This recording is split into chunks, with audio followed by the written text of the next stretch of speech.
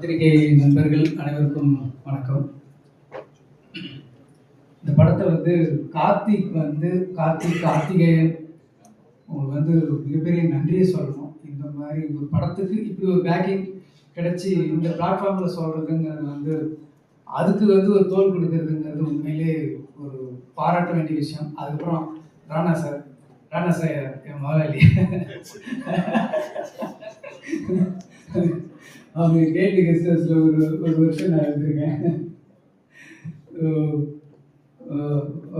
நீங்கள் சாரி நம்ம இண்டஸ்ட்ரி நீங்கள் தொடர்ந்து படங்கள் பண்ணுறது எனக்கு பர்சனலாக உங்களுக்கு நான் தேங்க்ஸ் சொல்லணும்.